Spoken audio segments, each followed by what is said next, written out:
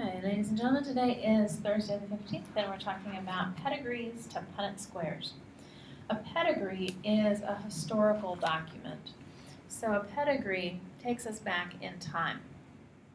A pedigree shows the history.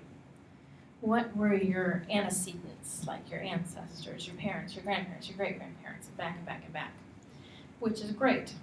But a Punnett square is going to square. A Punnett square is going to show us the future because we want to know what the next generation might be like. And a Punnett square is going to give us the ability to probe the future. So here, if we look at this pedigree here, we have 3 generations of history. And we have a trait, whatever the trait is. And the pedigree tells us about the history, but a Punnett square would be able to tell us about the potential for this offspring. If these 2 people had a baby, what might their traits be? And that's the power of the Punnett square. It's based on the fact that each parent gives DNA or genes to the baby.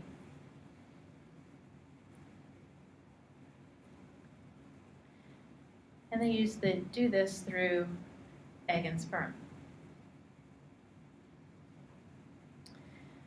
So the female did a little bit of this before, we're going to get into more detail now, uses her eggs. And the man uses his sperm to transfer DNA to the baby. So this means that the baby has 2 sets of DNA, 2 sets of directions. Got one from mom, one from dad. Those directions, each direction could be a dominant set of directions or a recessive set of directions. So the directions can be dominant or recessive. Just like the trait can be dominant or recessive, it's because the directions are dominant or recessive. Now, I want to throw in a couple of vocabulary words here. We're going to come back more to these vocabulary words later, but I want to give 2 vocabulary words. And the first one is phenotype. Phenotype means the physical appearance. I spelled that wrong. That's an S. Let's start over again. Physical appearance. So if my trait is dimples, the phenotype is has dimples, doesn't have dimples. So that's what it would look like.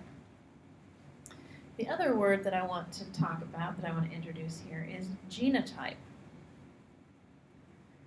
Genotype. The pedigree follows the phenotypes. So what do people look like, or what trait do they have in history? Those are the phenotypes. The Punnett squares are going to give us the genotypes, and the genotype is just the code for the gene. How do we represent what that gene, what that instruction is? So these directions, the genotypes, the codes, can be dominant or recessive. If they're dominant, we're going to use capital letters in our code. And if it is recessive, we're going to use lowercase letters in our code. So let's draw a quick little pedigree here. And we're going to draw a dominant trait. Draw a recessive one here too. We have mom and the dad. Let's give dad the trait. They have 2 children. Older son, younger daughter. We'll give the younger daughter the trait. She gets married, son-in-law, and her little girl has the trait. So what I've filled in there are the phenotypes. The phenotype is the physical appearance, or what they look like. So let's do a little phenotype. But we need the genotypes if we're going to go into the Punnett square. So the dominant traits, and we know this is a dominant trait because every person who has the trait has a parent with the trait.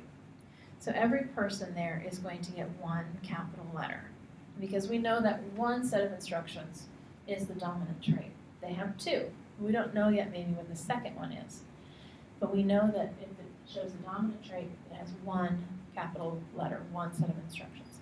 Now everyone who's not filled in is recessive. And in order to be recessive, you have to have two copies of the recessive directions because the recessive directions are going to hide behind that dominant one if it can. So everyone who's not colored in on this is going to have two little letters.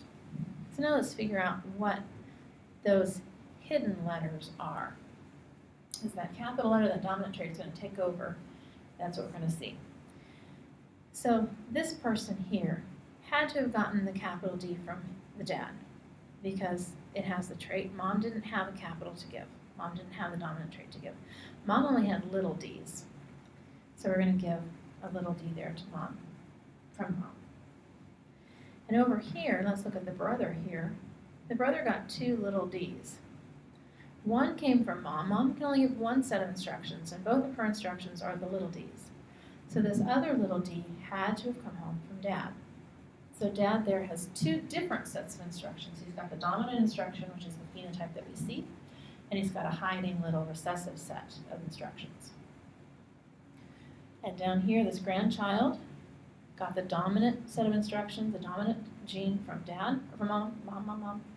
Dad only has little d's to give. So it's a little d there.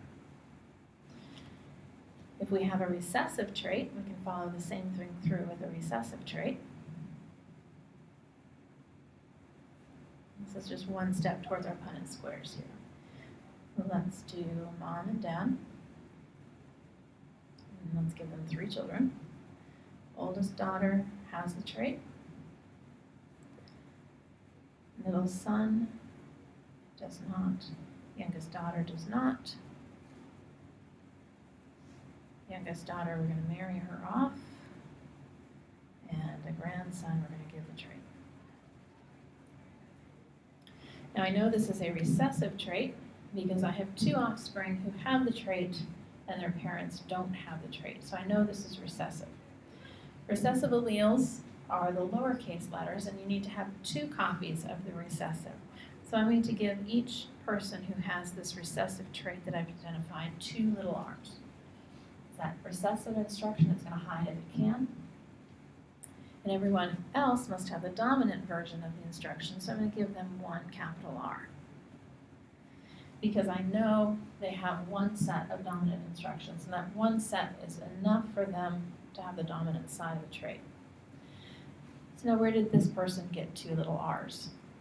Remember, both parents have 2 sets of instructions. They got 1 from mom, 1 from dad. Over here, where did this grandson get 2 little r's? 1 from mom, 1 from dad. So we know everyone's genotype. These here are genotypes, by the way. See that?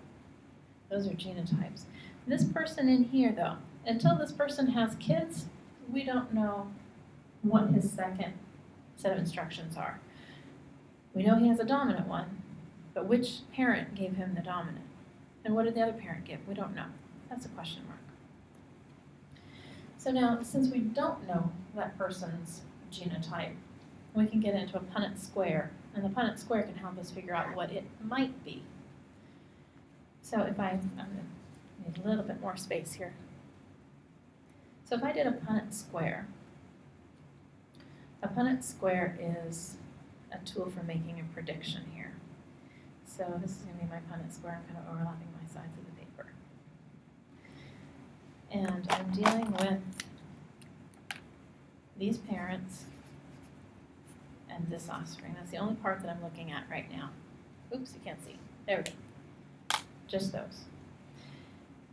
So these 2 instructions from the mom get split up in the egg and the sperm. 1 possible set of instructions she has is a big R. 1 possible set of instructions she has is a little r. Dad, 1 possible instruction is a big. 1 possible instruction is a little. So this represents mom over here, and this represents dad. Well, this sperm and egg get together, that egg and sperm, and we have 4 possibilities there. So this person here, remember one set of instructions is enough to show the dominant. So we know it's not going to be that little r, but it's going to be one of those 2. I'm going to do more Punnett squares later. Tomorrow when you come to class, you're going to pick up this assignment here, pedigree chart. It has a short Punnett square on it with names. It tells you what the trait is. You're going to put in those possible genotypes. So the phenotype is what's filled in. You're going to write in the letters. 16 points, graded right or wrong. Have a good day.